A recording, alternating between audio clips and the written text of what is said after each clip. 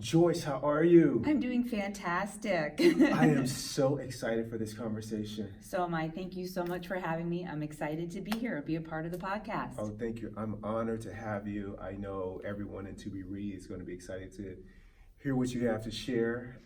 And you're helping a lot of people. So let's begin with a little bit of gratitude for all the things you're doing right now. Thank you, Keith. I'm excited. And that's my mission, to try and help people and share my story. Awesome. You know, we're all in this together. So let's unpack your story and your mission here in the world. So I am joined with Joyce Laszloffy. Did I pronounce that correctly? You did. Close enough. Okay. Let me tell you, the people at the at the supermarket are a lot worse. Okay. So I appreciate it. Can you say it for me? Laszloffy. Laszloffy. Yes. I nailed it that time, right? You did. Okay, You good. did great. Awesome, I'm impressed. awesome. Well, I'm excited to have you here, as I mentioned, and you and I go back a little bit, you know? We do.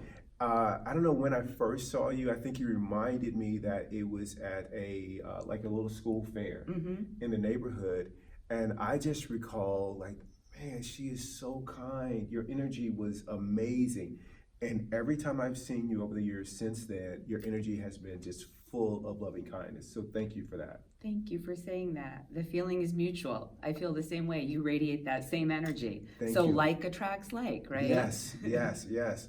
So we're gonna have a conversation about sugar. Yes. Okay. And when I see you, I just see the epitome of fitness. I mean, you just, ever since I've seen you, ever since I've known you, I'm like, she is giving her physical being some attention. And because you were kind, I knew that the spiritual being was also getting lots of attention. But you have a journey regarding sugar. So let's pick that up. So can you share with me, beginning from when you were a kid, like, what was your experience in your relationship with sugar? Intense. And I didn't always look or feel this way. Right. You know, this is from somebody giving themselves a whole lot of love, bottom line, you know, and that's what it takes. Yes. To kick sugar and to choose to live a healthy lifestyle, you have to love yourself enough to want that for yourself. So it didn't always start that way. I would definitely say I was a sugar addict. I can say I'm a recovering sugar addict. Hi, I'm Joyce. I've been sugar-free for 4 years now. Actually, Nice. This past September, it marks 4 years for me. And that's huge. That is I huge. want little coins, you know, showing my sugar sobriety. That's awesome. And I never thought I could say that. I never thought, that voice in my head never would have thought this day would be here where I could say that I kicked sugar and that it doesn't have a hold over me anymore. As a young child, it goes back to my childhood. I can see the addiction starting. I mean, from a very young age, I was addicted to sugar. And it showed up in the way that my parents, we lived in rural Connecticut. You know, you're talking about the 70s where, you know, sugar and processed food wasn't huge and in all of the packaged food like there is today. You kind of had to seek it out a little bit. And I would beg my mother to go to the grocery store when she did her weekly shopping trips, because I craved sugar so much, and she didn't really bring it in the house. Exactly, like it wasn't part of, you know, your family's lifestyle, right? It wasn't. And so my mom would have the wheat bread, and I would want the Wonder White bread, you know. I mean, occasionally she would bake, you know, some cookies, or she would bake a cake for occasions. But I wanted that stuff like every week, every day. So I'd beg her to go to the grocery store. She'd let me go with her. And I was that kid that I'm sure all of you have seen in the grocery store, down on the floor, throwing a tantrum because they want this particular item. And for me, it was like Hawaiian Punch, you know, juice boxes when they came out. It was Fruit Loops. It was Apple Jacks. It was Twinkies, Hostess cupcakes. I begged for this stuff. I mean, and you were in the grocery store relentless, like you relentless. My sister, I have an older sister who actually, ironically, happens to be type 1 diabetic, who became that way at a young age, and she could care less about sugar when I was the one who wanted to go get the sugar. And so you give your mom no break. You're not letting break. up. She was so embarrassed and she didn't know what to do in the store. So she would break down, you know, after I'd be like having this tantrum and be like, okay, if you can make this box of Twinkies last a week, you know, like moderation, I'll get you the box. Yeah, of course, Mom, no problem. Run home, rip open that box, and, you know, by the end of the night, you know, sneak downstairs, keep having more and more. And by the end of the night, almost the entire box would be gone. Come on. And this continued in my life to show up. I was a kid who wanted to go trick-or-treating, not with a little plastic pumpkin like my son did, but I wanted, the pillowcase, and I would fill it to the top, hit all the apartment complexes. I mean, it would be like a Santa bag of candy. I'd run up to my room. I would hoard the candy. I'd spread it out. I'd take inventory. Yes, inventory, Keith. So I call it counting. This is serious business. This is inventory. This is inventory. And no one was allowed to. That was like lock and key. That went in, stash went in my closet, and no one could have it. And I didn't share it with anyone. I was going to ask you, no sharing? No sharing. None, It's like my poor parents. Could I have that Reese's peanut butter cup? No, Right. So I ate that whole bag, usually pillowcase, within 3 days. It was gone. I was on sugar highs. All of my holidays, revolve around sugar, whether it was Hanukkah or Christmas, or Valentine's Day. It's I had to have candy in the house. I remember for Christmas, I would beg my mom, could I decorate the house, for the holidays? And that revolved around having a tray of after 8 mints and mixed nuts and chocolate Hershey Kisses. Of course, no one came to our house. I remember you saying that. No one we came had to no visit. visitors, and I just sat on the coffee table, and I would, continually need to go to CVS and replenish the stash. So you restock it. Totally. It's where is it all going? Me, I'm eating it. So were you aware of that at that age that you were doing this? No. Okay. I mean, I did not know at any time that there was a problem. I don't even think my parents really realized it. As I got older, and maybe there was more, then you're talking about in the 80s, when maybe there might have been a little bit more information about sugar, my mom, would be like, wow, you're eating a lot of candy bars. It's we'd go on a cruise and I was frequenting the gift shop, 3 times a day, just wanting the 3 Musketeer bars. Wherever our trips were, it's she was just always seeing me go to these gift shops buying the sugar. And I could tell that it was starting to affect her. But she was preaching to someone who was an addict. So it's just leave me alone. What teenager wants to hear their parents saying anything? It's I'm not going to die. I live forever. Right. It's not going to affect me.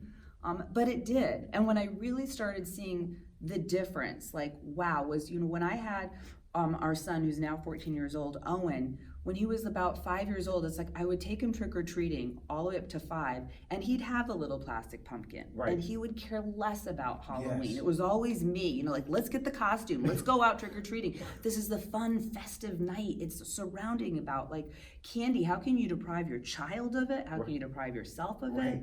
We'd get home, I'd be like, oh, and let's lay out your candy on the floor, I mean, it was a pathetic little pile of candy. And no one's why? I'm over this. Right, he was young, he could even care less. And I just I would take his candy, I'd put it in the pantry, and after I noticed I was eating it, after 3 days, I'd have to dump the rest of it. He'd come ask me, hey, Mom, can I have, some candy? I'm like, oh, Mommy ate it all. And it was so embarrassing. That's when it was through seeing that he didn't have that addiction like I did.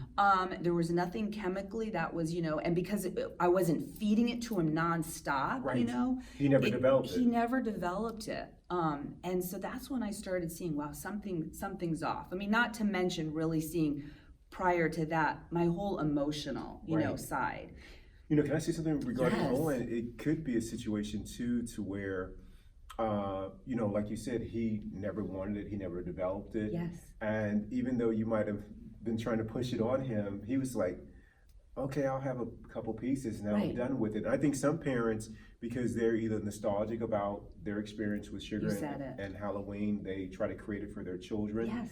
And you're not even really aware that there could be any health risks to it.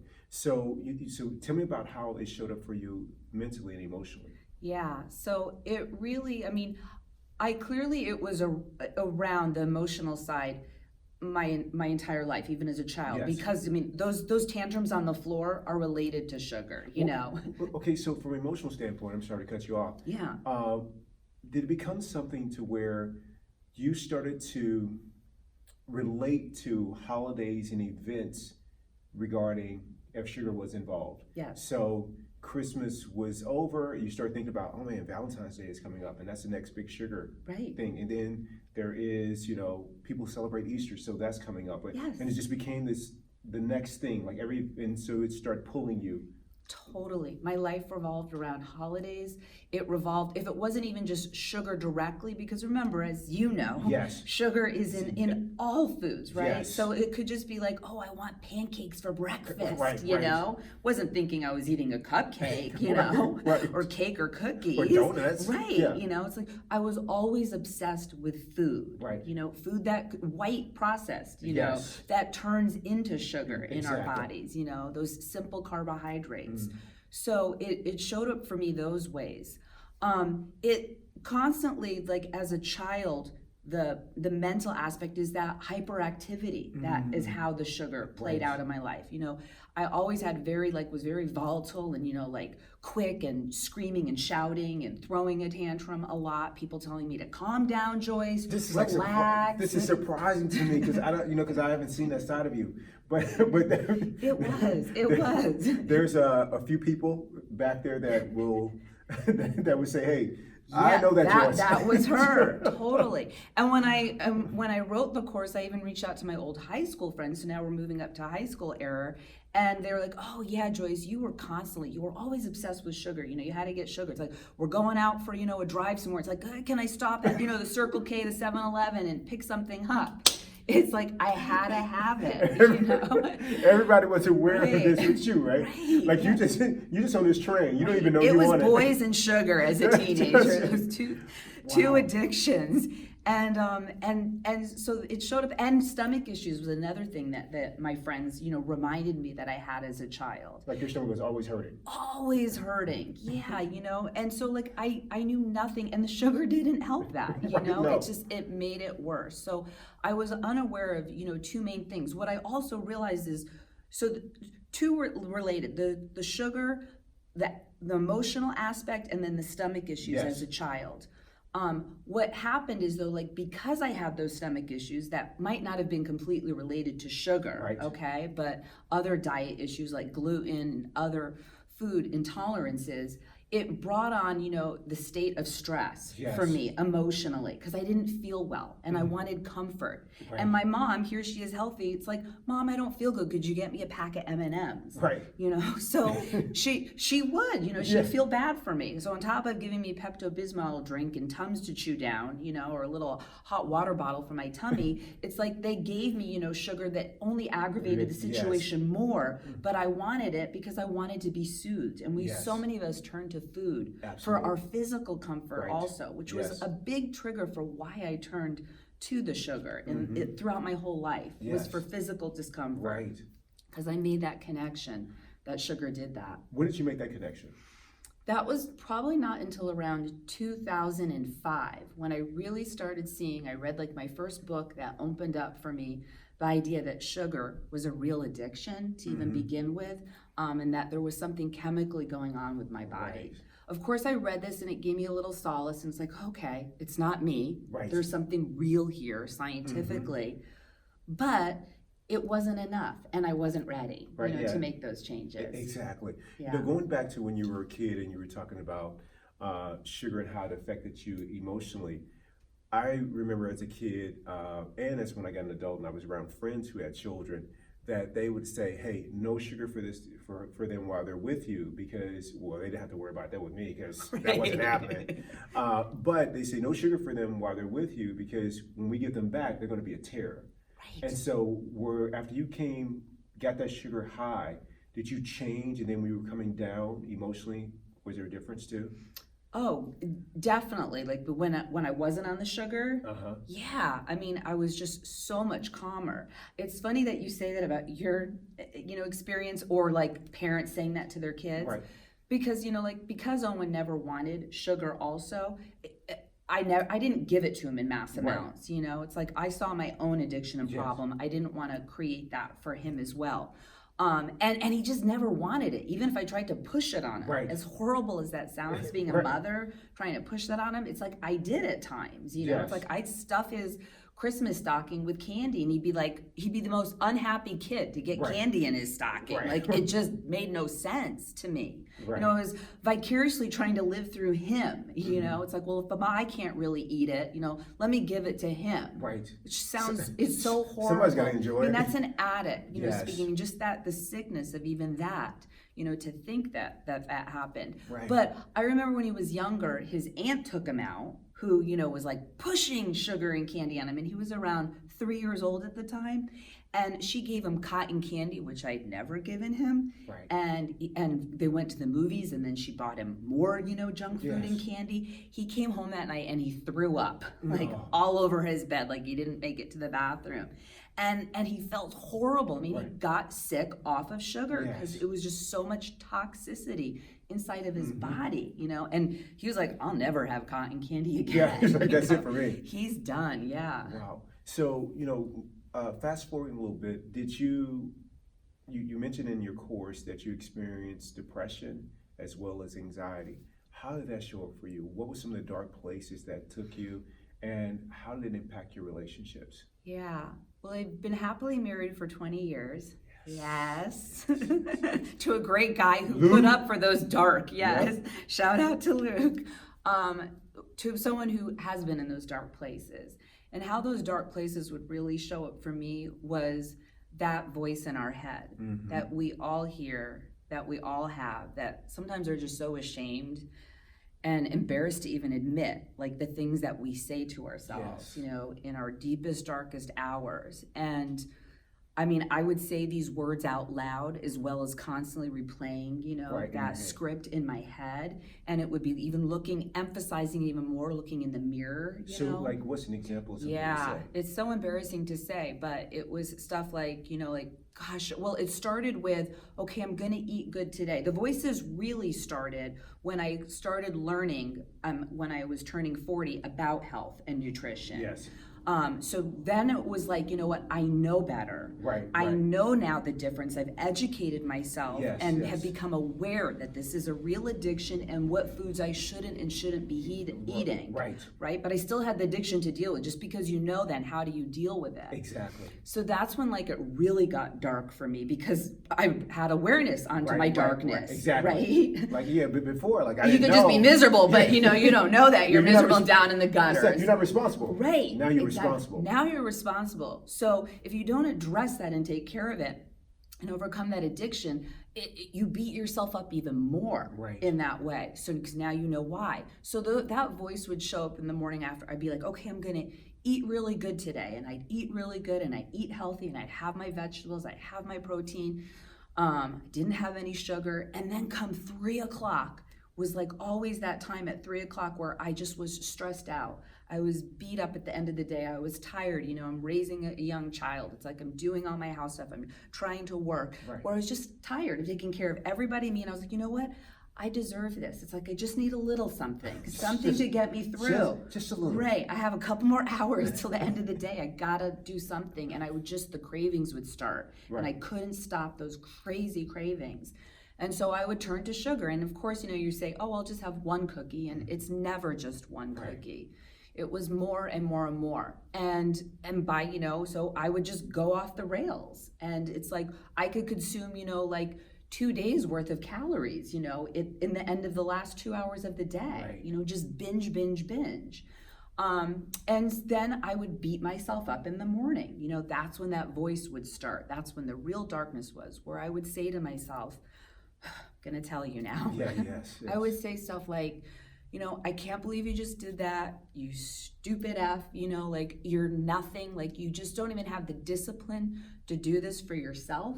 Right. You know, it's like, how could you fat fuck, you're never gonna get, Right, you right. know, healthy and fit. Yeah. You know what to do. Like what, you don't have the self-discipline Right. to stop yourself? Like if you can't do this, you can't do anything in life, Joyce. Right. You know, it's like, look at you, look at the fat on you. Right. And it just constantly beat myself up. You know, then you start looking and picking at every other part of your body and just saying like, that doesn't look good and that doesn't look good. Or, you know, it's like, you're just worthless. You're not gonna be able to do anything. You see your friends doing stuff and you're not gonna be able to make anything of The yourself. comparison just starts. Yes. Everything. Comparison, thief of joy, right? Right. Horrible. Comparison. I love it. Say that again. Comparison is the thief of joy. That's a Love- quote. I didn't say it. But Theodore Roosevelt. I love it. Comparison is the thief of joy. It And does. so, It robs your joy. So that next morning, the ego would wake up and it was never asleep, but the ego would come in full force. Guilt, blame, and shame, just Yes. all three. So the bad. trifecta. Right, and then what are you supposed to do like that when you're broken down? Yes. Right? You start to believe it, first of all. At some point, you just believe it. Right. And you just can't take it anymore. And so you don't believe, that you really have the willpower and that you're really worthy enough or that you're good enough to Right. make a change. And you eat the rest of the day also, then bad again. And then it's just this repetitive cycle. And then you finally get some little motivation in yourself to be like, okay, I'm going to do it now. Right. And you do it. And maybe you make 2 days in a row, but then you just fall off again and you go back. And it's this constant yo-yoing Right. up and down, which isn't healthy. Even No. if you're eating healthy during the day, you're No. eating like crap, the rest of the day. And I want to talk a little bit about that too, because I hear people talk about cheat days and things like that. I'm not a big, proponent of cheat days, at least for me. Like what people do, I'm so glad you say that's their that. journey. But anyone who knows me is like I'm consistent the same throughout, no matter where we are, what we're doing. So as a fitness competitor, and I know a lot of people who, look at what great shape you're in phenomenal shape, by the way. Thanks. 49 years old. We're the both- same we're age. same age. I'm looking forward to that 50. Looking forward to it. And so being around, people that are highly motivated, disciplined, and committed to that level of wellness, that physical wellness in their lives, one thing that I've heard a lot of them say is that, a cheat day is good for you or something like that. Can you kind of speak to that a little bit for Sure. you? Like, did you Sure. subscribe to that? Yeah, I did. And was that, what was the impact of that? Yeah, so I was. So when I discovered the whole health world Yes. and really what eating healthy looks like as a fitness competitor, because that's what started my real journey, I would say, to really buckle down and do something when I was 40, so about 9 years ago, was that I learned how to eat healthy, but I still was eating sugar. Right. So it wasn't that healthy. And that sugar was allowed on those cheat days. Right. So, I'd eat healthy throughout the week.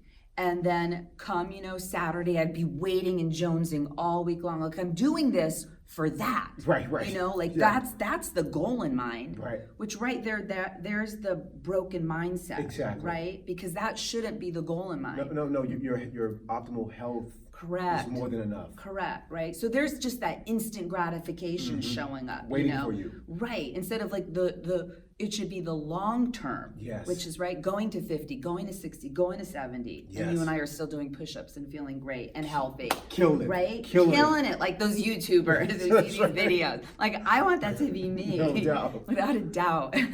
So yeah, and then it would spiral, so I would go for that cheat meal. And first of all, it continually reinforced that mindset, Right. which was huge, because that's the key to breaking an addiction. Yes. So I wasn't breaking the addiction, and I was only reinforcing these already bad habits, Right. but masking it as if it was healthy through the fitness, lifestyle, through doing the competitions and doing this diet, where then I was having a cheat day. Yes. Because like I talk about in my course, any diet that has the word cheat in it is a red flag. There's you shouldn't have to cheat when you're healthy. I mean, just think of that like in your relationship in life. Like Right. if you had your partner, your husband, and your wife or Right. spouse. You're It's gonna like step out once a week. right. It's Step out like once there's a just week. that's just not a healthy relationship to Right. have that cheat day. Right.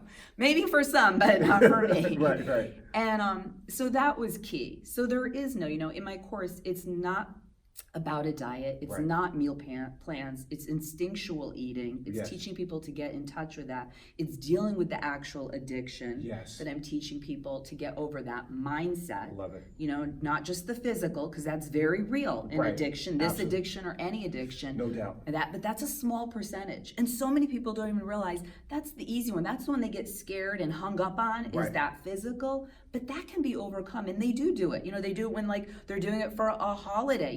It's like, A wedding. Lent, right? It's like, right. Or getting ready for a wedding. It's like Yes. whatever your determination is, whatever it is that you want bad enough, that becomes easy for you. Yes. You give it up and you kick it.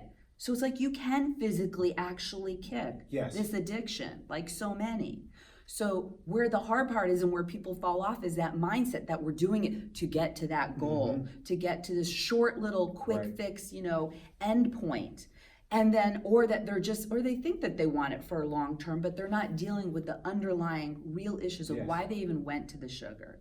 And so for me, those underlying issues showed up. I mean, there were two main reasons why I went and gravitated to the sugar. Oh, do share. So the first was the physical that I talk about even as a child. Like if I have a stomach, like if my stomach's upset or I'm just tired, exhausted, achy, I don't feel good, I want food to comfort me because that's how I've been conditioned by my parents, by myself, by society. Right. That's what media puts out there. It's like, do you see the pictures? You see the commercials? Absolutely. It's like you don't feel good, you comfort somebody, right? By bringing them over like fresh baked, bread, banana bread, something, a muffin. Exactly. It's like something to just lift you up and make you feel good. You fell, you hurt yourself. Here, let me give you, a cookie. Yes. So that's one reason why I turned to food or sugar and why I have. And the second reason was, which really boils down to so many people, and you can just sum it up in one little phrase that Louise Hay, amazing woman in the self-help, right? Love Louise. Love Louise Hay. She says everything boils down to one thing. I'm not good enough. Hay House, right? Yep. So I'm not good enough. I'm not good enough. Exactly. And that's what it boiled down to for me was I'm not good enough. From that third grade teacher telling me that I was dumb and couldn't continue on to just feeling my own insecurities. Yes. And then the sugar compiles on that. When you start talking to yourself that way, then you believe it and you think I'm not good enough because you're not given the opportunity to even accomplish those goals. Right. But now that the sugar is gone, I mean, it's just freaky to think like that jailer in my head is gone. Just boom, disappeared like that. Doesn't that feel like amazing? I do. I was talking to a friend about something because my struggle was completely different. My struggle was in relationships and having integrity there. And I was telling my friend this a while back that once I made this, the choice, like the conscious choice, it was gone. I was like, how did it even have a hold of me in the beginning? Correct. Like, it was just so clear. Yes. It's like, it's over. Like that urge, that addiction is gone. Like, yes. It's just gone. Because I was so clear and able to distinguish what the cause was. Right. And once I was able to distinguish the cause, it just changed everything. So once you realize that, hey, I'm good enough. I don't need compliments or to feel, myself or to feel that I am all that I need to be. Was that your cause too then? Yeah, my cause was it can boil down to exactly what you Just said. based I on wasn't I'm good not at, good enough. I wasn't good enough, and so I was seeking it outside of myself or Right. outside of my relationship. And the same thing with sugar. So same exact thing. So there is one thing that we had a conversation about, a story that I want you to share about. Because I think a lot of people will be able to relate to this. Oh boy. And what that story is that once you competed for quite a while. You were super accomplished in that endeavor, and you were having a bite to eat with a friend at True Foods. And can you share that whole experience? And this was before you were sugar free, obviously. But can you share that whole experience? Well, confession time. It was more than one time. Okay. It was many dates. Yes, Okay. girlfriend dates. Okay. Exactly. Okay. And this is a fellow fitness competitor. Yes, in that particular story, but it's been so many different people. Right, exactly. Yeah, but if you can share this one, because I think it's symbolic for a lot of people. To where there's this one version of themselves that they show up, and then there's this shadow side, and the shadow side which they don't acknowledge and they try to hide from other people, and so that's the one that that you really have to be also aware of and be also loving to and everything else. So can you share that experience? Okay. Yes, so I was out to dinner, like I had many times before, this time with an actual fitness competitor, someone that, I'd done competitions with before. So we were just going to reunite. That's one of the great things about competitions is just the form of community, because like you and I talked about, that's what I loved the most about it was, right? It was just that girl gang and that connection and that bond, of something similar, like-mindedness. And so I was living, you look at me and you think I'm living a healthy, clean lifestyle. I'm certainly not going to tell her across, the table that I'm jonesing for sugar because we're both talking about how, oh, we're still, eating really good off of the plan. I mean, it's hard, now that we're not doing the competition. There was that struggle, but and what I'm eating, I had tofu, I had my steamed broccoli. Right. I'm trying to I'm not being inauthentic. Like, I'm not lying to her. Like, this is how I eat, and that's how I really want to eat. Right.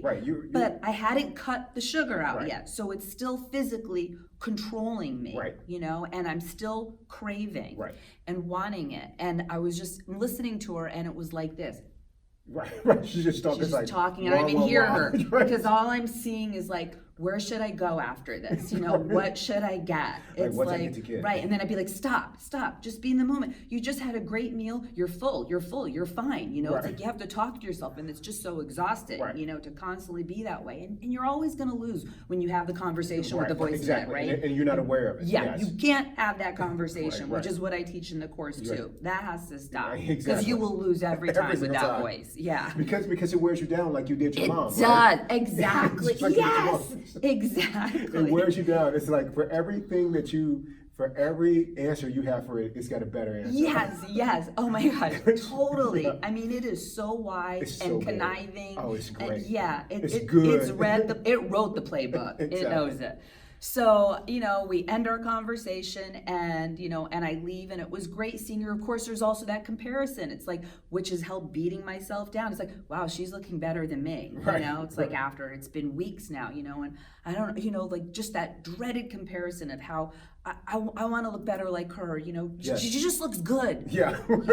And putting myself down, thinking, or I liked her shirt better than mine, it's like, her hair looks great today. I just must look like a frump now. And you just can't celebrate and just say, she looks great. And leave it there. I look great too. Exactly. Right? And leave it there. Why compare? Exactly. But I'll tell you just quickly, that voice, that comparing is gone now that the sugar's gone too. I love myself for me. And I don't need to compare, and I'm happy, and I don't have to be perfect. What a relief I'm that perfectly imperfect. What a relief that is. It's a huge relief. I know. Yeah. I mean, I see people suffering all the time, and I'll tell some of my friends, I'm like, wow. Like, people are like, how do you have time to do this or that? Yeah. Because I'm not spending my time suffering. I got loads of time. of time. Yeah, you're right, Keith. Like, I didn't, I forget that right now in the moment, that how much time we waste, with those thoughts. The chatter. Yes. It is obsessive. That's what stops us from doing, totally. Achieving all of our goals and dreams. People are like, man, like, I see you hardly ever look tired. You're not exhausted. One, I have healthy practices, but more than that, what's draining more than anything that I could do in the day, any task that I have to do, any new project, is that nonstop voice in the head. Yes. Like, when I was able to quiet that, I was like, I feel great. Which is one of the healthy practices. I know that you preach also. You shared a great morning ritual that you do. Yes. That I adopted now because of you too. So thank you. Tim passed it on to me, so I'll pass it on. Yes, I hope you shared that with your audience because it is powerful. Oh, thank you. Yeah. So okay, so back to the story. Yeah. So you're leaving her. I'm leaving her. Comparison is jumping off. Yep. And I end up, getting closer to the intersection right down the road from this location where there's a Safeway, and I'm picturing, okay, I'm just going to go in and get this bag of chocolate chip cookies that I've been jonesing for now for the last 2 hours, right? And I'm pulling, to the intersection. I'm like, no, don't get it. No, you're just going to drive by, It's like, no, that goes on and off. It's like, just go straight, just go straight. And I turn into the parking lot, sit in the car, go in, don't go in, get into the store, get up to the aisle where the cookie bag is that I've been dreaming about, and there I am. And it's like, and I grab the cookie bag, and instantly, the relief just even sets in right then. See, that's when it's more than just physical. Yeah. It's because you haven't even... I haven't even eaten it yet. It hasn't even chemically started the addiction with the dopamine, right? Yeah. Yeah, exactly. So that just shows you, and I discussed that in the course also, so you really have a better understanding of the physical and the mental side of addiction and what's going on. Exactly. And when you can see that, it can make it so much more easier to overcome it. Right. So I grabbed the bag, paid for it, went into the car, telling myself the whole way there, just 2 cookies, just 2, all right, maybe 3. Okay, 4, maybe 4. No, 1, just 1, and then I'll throw the bag out. Sit there, I'm eating in the parking lot, in the dark parking lot. Right. It's like 8 o'clock now. Right. My husband and son are at home. Hiding out. Right, thinking I'm still at the restaurant. I'm eating my cookies, and I end up, leaving 1 or 2 cookies in the bag. I'm like, oh, I can't take this home. It's like, 1, it's embarrassing that I even have the bag. 2, that there's only 2 cookies left in the bag. Right. I'm not going to explain this. So I walk back out of my car, go to the front of the supermarket, and dump it in the trash can. And drive the shameful drive home. Right. And you only know what the conversation looked like in the morning. We laugh about it, but it's so sad. It is. It's very sad. And I'm really not is. alone. No, you're I've not. talked to countless women who have had this experience. I've had a similar experience. It just wasn't. You have? It wasn't related Okay. to sugar. Okay. But I've had that shameful drive home when I did something that was out of integrity. Yes. That wasn't in keeping with being aligned with my values, my best self. And I know that shameful ride well. Yeah, that, you said it, because that's what it is. Because for me, even in the height of, where I'm still eating the sugar, and you might look at me and be like, you look great, Joyce, who cares? Have a little sugar, it's not gonna hurt you. Well, 1, it still does hurt you, because there's still internal stuff that's going on. And as you said, although the mirror or the scale may not see it, your organs know. Exactly. But it's the integrity. Like, what the biggest thing for me is integrity with my word. Because Yes. I do believe that is like what I hold more sacred than anything else is our word, Yes. is honesty, in my relationship with my husband, with my child, with my family and friends. Yes. It's like, because that, there's nothing that's above that, I feel. Right. And who is the most important person? Yourself. I do it with everyone else. I would never lie to my husband. Right. I would never, although I guess I just got caught there. I omitted. I didn't tell him about the cookie. Right. Although he knew. Right. And I have fessed up many times. But it's the integrity with myself. And if you don't, you might do it with other people, but if you don't do it with yourself, it's the word. It's just keeping the word. When I say to myself, I'm gonna wake up and go to the gym in the morning, and I do it, it wasn't because, if I did or didn't have that workout, it mattered. It was that I stuck to the plan. You did what you said you were going to do. Yeah, and that makes me feel like a badass. That makes me feel so powerful. I know, right? Like I could do anything. Like, you know what? I am going to be a big CEO. I am going to be, this. I am going to help people. Exactly. I can do this. I can run a marathon. I could do whatever I want. All because I went to the gym today? Yeah. Yeah. Because you kept your word. Because you kept your word. Yeah, one of the things that I often tell people is that the days that you don't want to do it are the most important days. Yes. And so it's the days where the chatter is saying to me, hey, don't go to the gym or don't do this, but I do because I said I would. That's such a victory for me that day. Right. And it just continues to reinforce, and that becomes your new normal. Correct. And keeping promises to myself is one of my normals.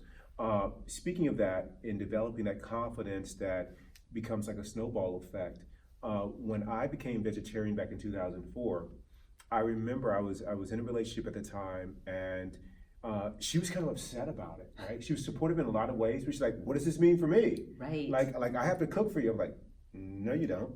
We're gonna change restaurants. No, we don't. I'll figure out something to eat. Right. And I just can't, but I remember doing that, and I told myself I'm gonna try for 2 weeks, and the things that I cared most about back then were, will I lose any strength?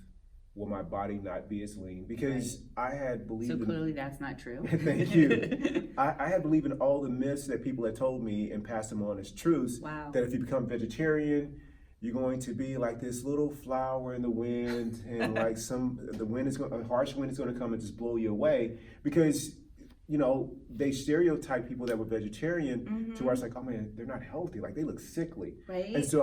And fortunately, I knew one person who was like a really healthy person, and he happened to be vegetarian. Now that's not to say that all people who are vegetarians are healthy, because we know that's not true. Correct. There's vegetarians who don't eat meat or dairy, but they're loading up on cookies and cakes and potato chips and popcorn That or was whatever. me at some point. Yeah. And then when I became vegan earlier this year, what made all that possible and sticking with it, and again, I have to say that I don't have an addiction to sugar, but what made it possible was I just really wanted to have an incredible, impeccable relationship with my word. and when I overcame the lack of integrity in my relationships, because that was, I guess, a good. It was similar to people who struggle with sugar. Right. It was for me. It was practicing fidelity in my relationships. What helped me is one day I was like, I'm keeping my word. And like I made that promise many times before, Right. but I just knew that I had really analyzed what the cause was. I really got to I wasn't looking for another step. Right. Like a lot of people like, you know what? I figured it out. I figured it out, and I know what it is. It's because I don't meal prep, and I hate to cook. And here's what I say. Like, you don't know this, but this conversation that you're telling me, this new discovery that you just figured out that's in the way of you, you had that with me last year. You told me the same thing last year. Oh, I've heard you that know what too. it is? I just go out so much but now you've used that reason before too. It's not about that. Right. It's really getting down to the cause of I'm not good enough. Yes. And being able to make that connection, as you said. So what was it? What is the significance of you becoming vegetarian, and how did that help you become sugar-free? Yeah, great question. So I've been vegetarian, tricky word, vegetarian, Right. Definitely vegetarian for 27 years, back in 1992. I think I'm doing the math right. And in that time frame, on and off, I was vegan for 4 years. So I say now, if we're going to get technical with labels, I'm not a vegetarian anymore. I'm a pescatarian. Okay, well, fish, yes. Because I'll occasionally and very occasionally have some salmon. Right. And even that, like I'm so not with labels anymore, Right. because I'm probably gonna kick that, Yeah. pretty soon too. I'm just going off of that instinct again. Exactly. I'm just not feeling Right. it. I started for my vegetarian reasons, for ethical reasons back then. In my course, I talk about being vegetarian.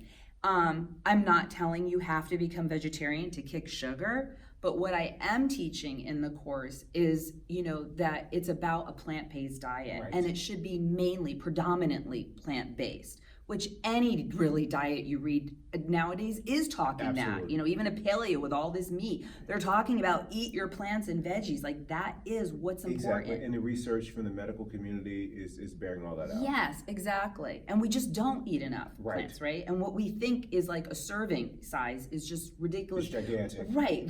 People are lost by it too. You order, a vegetarian burger and you get like a little side salad, or whatever it is, the side salad on the plate, and it's like 3 little pieces of, spring mix. Right. Or iceberg lettuce. Right. Whereas, when you buy like that package of spinach, in the store, I would eat that entire package. Right. I'll either saute it or just eat it, Yes. out of the bowl with Right. with not even dressing. It's delicious. Yes. It's so good. That's a serving. Right. And it's really not a lot. We've just been conditioned and manipulated to think like nobody even knows what a serving looks like. Right. But how it affected me was really when I had my big epiphany and revelation for becoming, to kick the sugar. It was 4 years ago. I was in like my lowest point.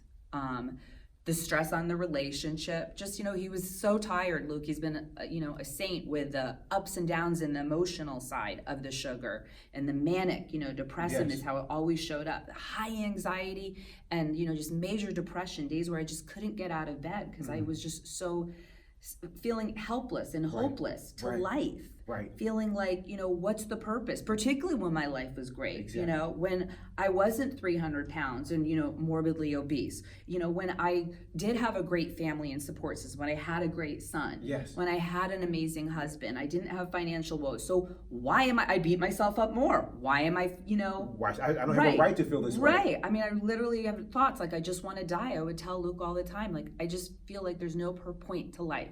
Right. There's no purpose. I'm just, I just want to die. Like it wouldn't mean anything if I died tomorrow. I wouldn't Right. care.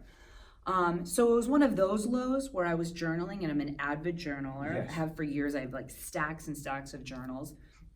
And I talk about that in the course, and journaling is a big part of doing Yes. the work. Yes. You got to do the work to Gotta get do to the work. the addiction. Gotta do the work. Right. That I was saying to myself, like you can't do it, Joyce. I'm writing to myself. You can't, do this. You've tried quitting, 1,000 times. And every time, you go right back to the sugar. So why is this time going to be any different? And it's like, you just don't have the willpower. There was that nasty ego voice. And then a voice appeared on the paper. that reassuring, that person that's that alter ego, that true authentic self that's Yes. inside of me, that we all have in us, that's buried deep down, that's Exactly. important to bring out, that comes out with the work, that voice, said to me, you know what, stop saying this, stop believing the lie. You do have the power. Yes. You have done it before. Exactly. It's like, it's not that you can't do it, you just haven't chosen to do it, Joyce. Right. Because you did it 27 years ago when you chose to become vegetarian. When I chose to become vegetarian, I just made that choice. I simply said to myself, it's like, after I heard about the atrocities from my older sister, Tracy, and she told me about, what goes on in the meat industry, I was like, that's it. I'm never eating meat again. And I have never, to this day, had a stitch of meat because of that. Right. It's like, I was like, no, I'm done. I made a choice and a decision that day. And when people would come to me, when it didn't matter what restaurant I was at, Right. it's like, I could be with whatever boyfriend, or when I met my husband 20 Right. years ago, he's like, well, I'm not vegetarian. Right. Is that going to cause a problem? It's like, no, this is my Exactly. choice, my decision. I'm not going to be cooking it for you, and it's not going to be in the house, but go ahead if that's what you want to do. Right. You have to make your own choice for yourself. So it was very easy to say no to somebody, because it wasn't that I couldn't eat meat. It wasn't that I can't eat meat. I don't eat meat. Right. It's that I simple. love it. And there's a big difference there. So that's discussed in the course too. The power of our language, right? And the power of our words, because that relates to our mindset, because that's how we talk to ourselves. So all of that is so crucial. And it seems so simple, which is why I say it's simple to kick sugar. Right. It is. I mean, there's a whole structure and a foundation to get yourself to that point. It's not just by saying, okay, I'm not going to say I don't eat sugar today. You have to build on that, Right. which is what I teach in the course. Exactly. But it's getting to that, really that simple, very easy one step. I Right. don't eat sugar, just like I don't eat meat. So that really helped me. And yeah, like you were discovering with can you still build muscle Right. being on a highly plant-based diet? Right. The answer is yes. Yes. Yes. Big I mean, time. right? Let's see our Yes, muscles that's there. right. That's all Love plant-based it. power, Love it. baby. I know how many push-ups I can do. How many can you do? And I love it. I mean, it's a myth, and everyone's busted that myth now, Yes. as you see. I mean, you go log in what vegetarian vegans are out there, Right. and there's just thousands upon thousands of famous people that you probably don't even know Right. are vegetarian or vegan. I love it. Yeah, so Man, that's awesome. So I just want to ask you a few more questions. Sure. And I think this will be, I think would be useful to a lot of people for them to make the connection. And like I said, for me, I just see food as fuel. When I left the South, I went to the Marine Corps for 4 years, and that 4 years, they don't really try to please your palate. I know. And as a result, I was away from it long enough to where I never developed it.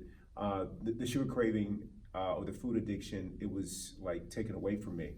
And which was actually a gift. I remember Yes. complaining about it before, about how horrible the food was. But once I started becoming more health conscious and more fitness conscious, it was really a gift. And that's how I see it today. So what a lot of people will say is I don't have a sugar problem because I don't eat ice cream, I don't eat cookies, I don't eat this, but sugar is in everything.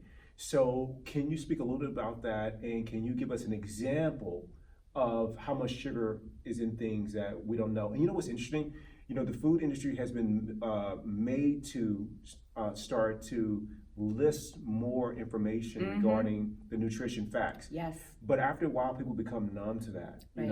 and but it's like you said, your organs don't lie. Right. So can you share a little bit, give an example of sugar Yes. and foods we wouldn't think of? Yeah, I mean, there's over 74%, 80% actually, other statistics will say, of the food, the processed food that's on our supermarket shelves, that are laden, that are full of sugar, and we don't even realize it. Right. And the food industry and the beverage industry purposely, manipulates our food. I mean, they have food engineers, Oh, yeah. okay? Not a chef, right? Right, An engineer, engineer. scientists. Oh, no, they're good. food scientists. That's Right. just freaky, Right. because your food is actually made in a laboratory. Yes. And they're purposely sitting there calculating and manipulating the food to the taste, the sensation, the way it crunches and sounds to your ear. Right. Is that going to create more of, you know, a dopamine. You want to hear that crunch, crunch again, right. you know, and it's like they calculate it that way for you to become an addict. I mean, I don't know about you, but that outrages me. Like, I'm outraged, and like, I'm like,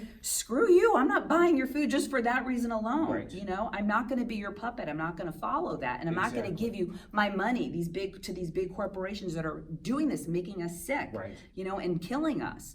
So the sugar is in there, and it might not say sugar the way, you know, it just used to be one simple ingredient, you know, table sugar. But now we've got like over 61 different names of sugar, and that gets confusing to the consumer, and they're purposely doing that. Right. Because as you know, with the food labels, you know, like the first two ingredients, people might hear that and know like it's done on weight. So the first two names on that ingredient list is going to be the bulk of what's in that product. So if you saw sugar as 1 or 2, you'd be like, wow, that's a lot of sugar. I'm going to stay away from it. Of course, you should be able to read on the label too, and people should know how to read these food labels and become educated to turn it around and shop that way. Exactly. If you're going to shop in the middle of the grocery store, you better be reading those labels. Exactly. You know, otherwise, your health is at mercy. Exactly. And so reading those labels, the sugar, they'll break up knowing that the sugar could be number 1. Right. They will break it up into like 4 or 5 different ingredients, names you don't even know. But they're all you sugar. know? But they're all sugar, and so you're thinking, wow, sugar's down in the middle. It's down at the bottom. There's hardly any sugar in here. Exactly. But put all those together, and it's number 1 or number 2. Yeah. You know, so that's crucial. And people, I mean, there are restaurants now that are starting to notice, or you go to your favorite coffee bar and you'll see up on the menu there, whether people are reading or not, it'll show you the calories. But which that alone is alarming. You know, when you've got a drink that's 1,100 calories or 700 calories, that's practically your entire caloric intake for the day. Yeah. And people aren't registering that. And not because they're stupid and dumb or they don't care. It's like they just really are uneducated. We don't teach this in school. Right. You know, yeah, and if you're educated and you know, like, man, but you know, you're overwhelmed by it, but it tastes so good. Right, you know. But then all I'm hearing from people is like, I'm so fat, I look disgusting, like, let me put a shirt on, or you know, I can't wear this or whatever. Correct. And like that's the voice that is as soon as you've taken that last sip or that last bite, that voice is trailing it. Yes, and it's just constantly creating and feeding that addiction to where then you feel bad, so then you need more. You feel bad because you physically feel bad because you've instigated all of those chemicals and tapped into the dopamine receptors, creating more dopamine receptors that are actually creating the physical addiction. You're lowering your serotonin levels when you put sugar into your body, so you're feeling much more depressed and lethargic and sad about yourself. You're lowering your beta endorphins, which are your, you know, feel good and your the hormone that makes you feel good about your self-esteem. Yes. So when you have low beta endorphins, you've got like your self-esteem is in the dumps. Exactly. And it's like sugar does that. It brings it down. And then at that point, you're like, what's the use? Right. Let's have more. It messes with your ghrelin. It messes with your leptin hormones that regulate your sleep, that regulate your hunger. Ghrelin is the hunger hormone. Yes. Just like it says. So sugar is totally messing with all of those hormones and chemicals in our brain and our body. So it is a reaction to that. And yes, I did bring a little little thing for you to show and share today, just to show people, because we're in right now pumpkin season, right? And we're in fall, and people all I see on social media, Halloween. That won't be me anymore. My son's not deprived; he's quite happy. He told me at 5, no more trick or treating. Right. And you were heartbroken. I was so heartbroken, He's gonna miss out on his childhood. But he survived his childhood. He did. He's happy. That was his choice. Right. Yeah, his total choice. So thank goodness for him showing me the way. Well, yeah, we're in Halloween and we're in pumpkin season. Right, and you see it on social media. Everybody getting their pumpkin drinks, or you see Starbucks, you see Dunkin', Dunkin' Donuts talking about, get your pumpkin drink, your pumpkin latte, that's right. whatever And it is, your cappuccino. There's been some mad scientist in some European lab just getting the right pumpkin spice together for you. Yes. So this blew my mind. Here I am, educated and know about how much sugar is in everything, and I'm blown away. I'm sorry, I can't get over the fact that I was doing some research to get ready for a tabling event and putting together to show people how much sugar is in some of these drinks that we drink every day, whether it's sport drinks to apple juice that we give our kids, to orange juice, to Red Bull, to Gatorade, you know, that all the kids and adults are drinking, which that's for an elite athlete, you know, like you have to be running a marathon to deserve a Gatorade. And I feel pretty good, but you still wouldn't. You're an elite athlete, and you deserve a Gatorade. No, exactly. Be running 3 days straight in some ultra marathon, and then you can have your like a glucose shot if you need it, you know, to keep you going. But nobody, you know, playing in the soccer field, you know, our kids for, you know, 45 minutes to an hour does not constitute them gulping down Gatorade, which is what happens. No doubt. So so down here I brought, you know, we all see this Dunkin' Donuts. I keep wanting to say Dunkin' Hines. They're probably from the same company. Dunkin' Donuts, which I don't know who's ever purchased this size before. This is the 32 ounce. Right. It's their large. And right now, if you want to hold that, Keith, I'll grab also. This right here is the amount of sugar that is in this drink. Wow. And this drink that I'm talking about is the pumpkin swirl frozen coffee with cream, 32 ounce. So there was 183 grams of sugar in this one drink. So they're not going to tell you that on the food menu. I mean, this did come straight off the Dunkin' Donuts website, so this is their facts, you know, and everything. But that's 45 3/4 teaspoon. Now it's crazy. The World Health Organization recommends do not exceed 25 grams of sugar a day. That's exceed, like that's the upper limit. That's okay, so that's 6 teaspoons. This has 45 3/4 teaspoons and 183 grams versus 25 in excess. And this is why we're all dying. This is why there's more than 100 million Americans that have diabetes or pre-diabetes. I mean, that's 40% of our population. And the sad thing is that like 7.2 million of those people don't even know they have diabetes. Like they're not checking their glucose, they're not going to the doctor, they're not stepping on a scale, they're not really becoming aware to see that they're killing themselves. Exactly. You know, it's like, it might be out there and pushed on you, and I agree, we're being brainwashed, but nobody's putting that spoon in our mouth except ourselves. Absolutely. And so we need to take responsibility for that. I mean, that blows my mind. This is like just a little less than a tablespoon of a whole cup of sugar in one drink. And how do you want to make a bet that the same person who's buying this pumpkin swirl frozen coffee with cream is also picking up a donut? And then it's setting them in a massive sugar. I mean, you might as well just tap into your vein, and it's like you're giving yourself heroin and cocaine, right? Exactly. Like in there, like what it's doing to you physically and mentally, to your brain, to destruction, to all of it, is then you are just craving and wanting more. I mean, it's not your fault that you can't stop eating after you've had this much sugar. Exactly. And it may not be this again. It could be bread or it could be something else, but the overeating just taps into it. Correct. And I think, you know, a lot of parents, this is important too, because they make a lot of choices. Like I hear parents say, but they won't eat anything else. And like, if that's all that's in the house, correct, eventually that's all they'll eat. And you know, you wouldn't let your kid go out, and if it was some kind of drug or heroin in the house, like, you wouldn't let them do that. Correct. You don't bring that in the home, so don't bring this in either. Right. But it's really a choice. Well, Joyce, man, I just feel so fortunate to have had this conversation with you. I wish the people that are going to see this were here in the studio with us to just feel your energy, be inspired by you. And you're coming to talk to a bunch of our friends here in a couple of weeks, and I can't wait. And there's going to be some tabling too. There's going to be a lot more education for them to see, and stuff. I'm so excited. Do you have one thing you'd like to share with them? For example, you mentioned a course throughout the podcast here. So if people want information, like where can they go and get it? I mean, but not just information, but here's how to do it.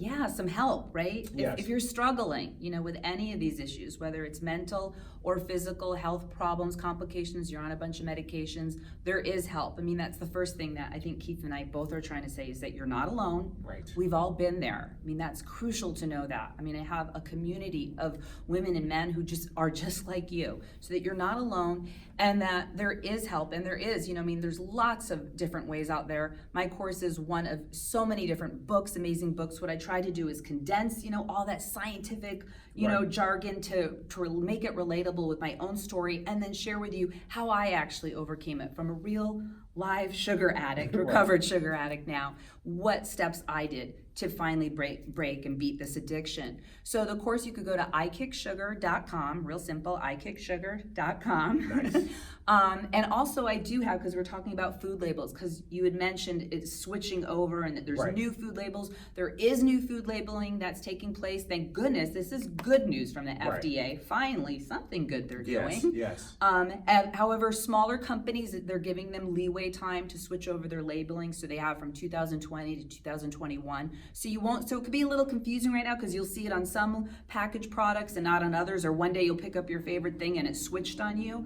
One of the biggest things they're doing is divulging on the sugar label the added sugars, which is crucial because it used to just say sugars, and there's a difference, and I talk about this in the course, between naturally occurring sugars and added sugars. Yes. So that's really crucial. But what I'm going to offer, to people just to get started and start that awareness process is I have a free sugar sleuth, because you got to be a sugar sleuth nowadays, Absolutely. right? And read all those labels, be a detective. Toolkit that you can go ahead and get for free, and I offer to anybody. So just simply text the word sugar, that's simple enough, sugar, to the number 33777. Again, that's 33777. Text the word sugar. You'll be prompted to then go ahead and get your free sugar toolkit. Or you can go visit and read more about my story and me on the website, ikicksugar.com, and I'm also on Instagram and Facebook, ikicksugar. Beautiful. Joyce, thank you so much. Thanks, Keith. This was awesome. Love you, man. I love Thank you too. Thank you so much.